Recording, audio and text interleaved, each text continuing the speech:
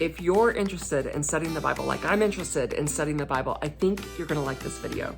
We are doing this new little series on verse mapping using 3 really simple steps to do it.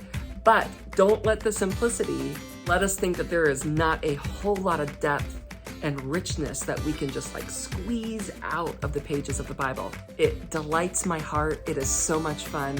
Now, I'm gonna say something that I hardly ever say, and it's really annoying to me when other YouTube friends do this to me when I'm watching it. I'm like, listen, don't make me go somewhere else. I'm here to be with you right now. If you have not seen part 1, that looks like this, you really need to start there. Because you're missing step 1. I go over step 1 in here, and this video is all about step 2. So, if you have not seen it yet, pause here, go right below in the description, and you're gonna find it. It's gonna be really simple to find. Just click it, head there first. If you've seen part 1, well, now it's time for part 2, which is gonna give us step number 2 for learning how to verse map.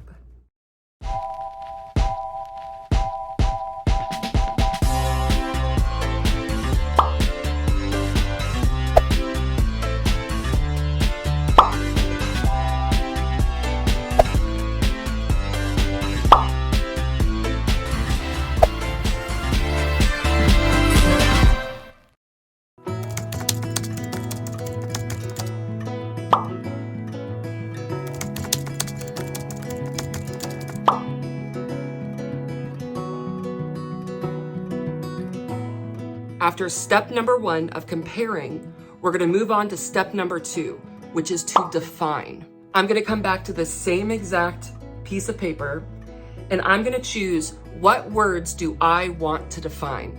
Do I want to have the definition of just written out right in front of me?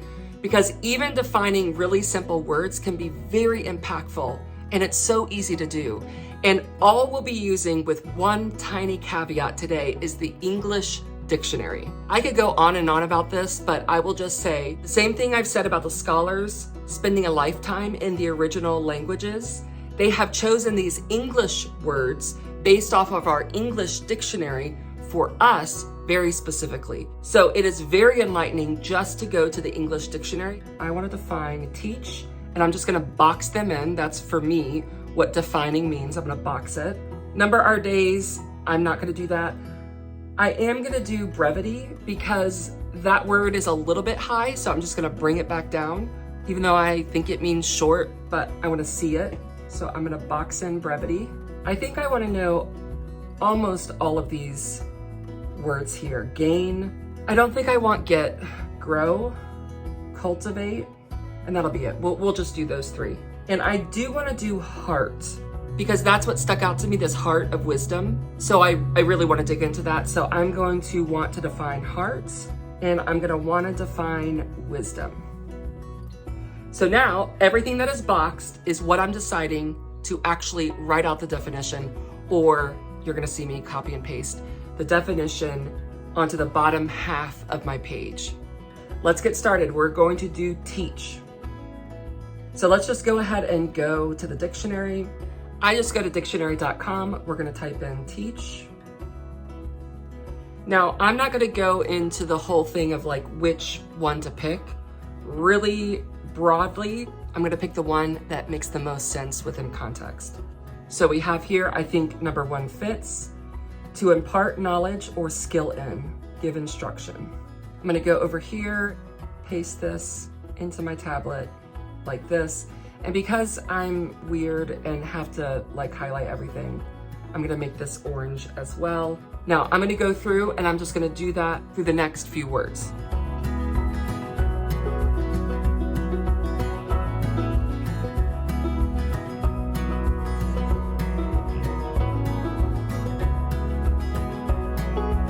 Okay, let me just show you this really quickly and how the translations work together. So I'm gonna pick this one, number 2, because to inquire as an increase or an addition. And the reason I'm choosing that is because one of the translations, which one was it? NLT, I think, decided to say grow. And that is helping me see probably the sense of the original word, because I'm looking at how they were all translated, that there has this cultivate, that's a sense of growing, literally from NLT, grow. That gain probably isn't to improve. Instead, it might be better to choose the definition that is to increase.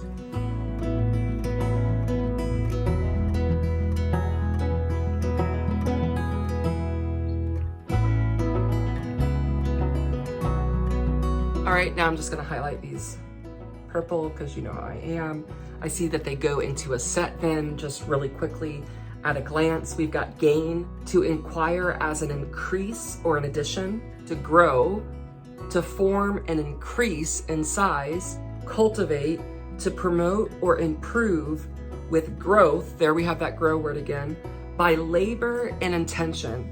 And this sticks out to me that this growth isn't haphazard. Cultivate, I think, is probably like a farming term, and that's by labor and attention. It's done with effort and focus.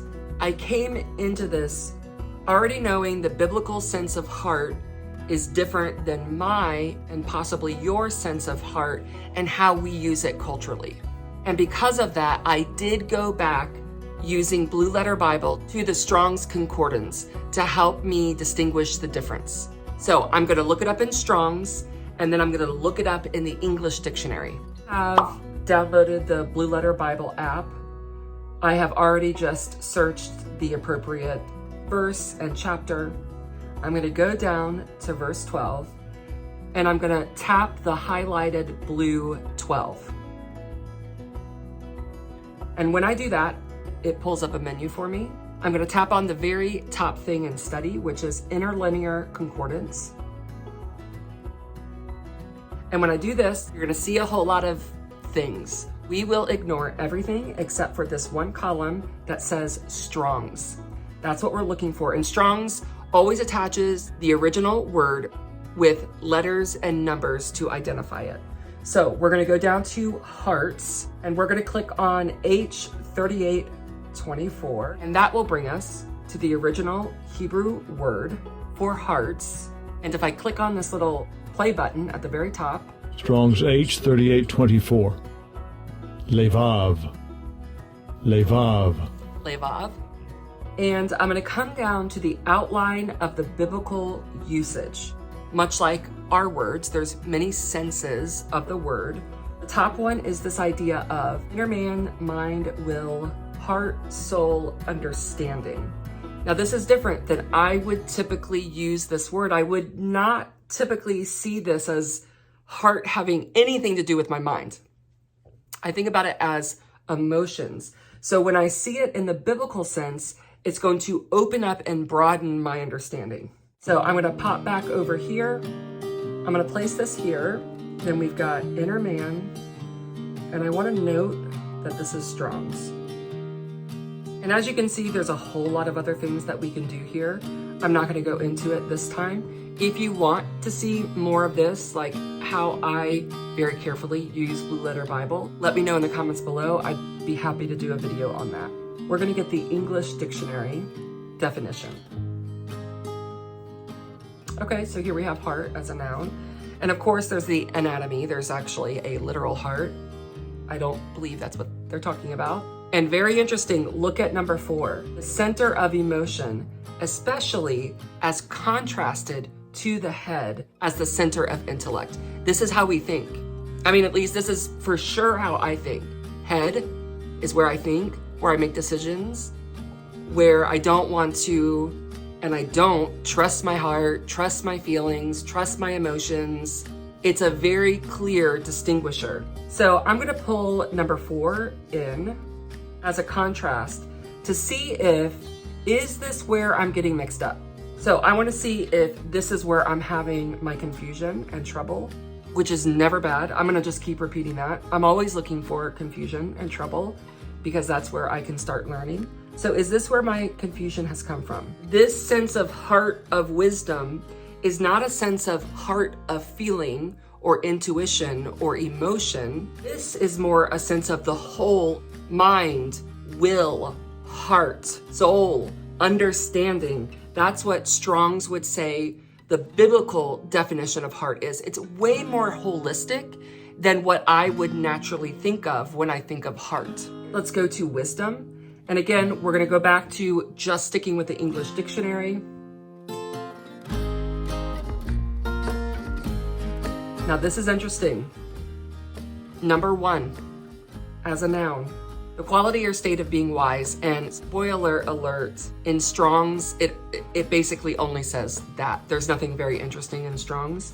So this next sentence though, knowledge of what is true and right coupled with just judgment as to action. This is based off of what we now know about heart. Heart in the biblical sense is more holistic. This is starting to sound like a knowledge that is not just about knowing something, it's actually about doing something. So we're learning. Isn't it the best? There is nothing better than this. Okay, we need to think on this just a little bit. So knowledge, not just any knowledge of what is true or right. So I'm just gonna make some, I gotta do my highlight. Then I'm just gonna make some notes here. And really by notes, I mean circles and arrows. So this wisdom is knowledge, which I'm gonna think about for me in my head of what is true or right. But man, this is a really important word, coupled, so it doesn't stand alone. If we've got on one hand, knowledge that is right and true, that alone is not wisdom. Wisdom would be knowledge that is right and true, coupled with judgment, just and right judgment that is prone to action, right? And these two things combined, this is wisdom. I'm hoping this video makes sense because I did all of the recording of this all in one long chunk. So I'm now breaking them apart to try to spare you some long listening and to make it a little bit easier to digest. That's my goal at least. But I want to tell you a couple things. So after last week's video was posted, and that was step 1 to compare. Remember, we had our Bible verses all listed out, same verse, different translations. Lynn had asked, hey, how do you do that? Are you using an app? How are you getting one verse, but lots of different translations? I love questions because it helps me see what you guys are wondering. It's so helpful to me. If we're friends in real life, if we see each other face to face on a regular basis, more than likely you have received from me a tutorial of some kind because it's like my love language to send tutorials to people that I love.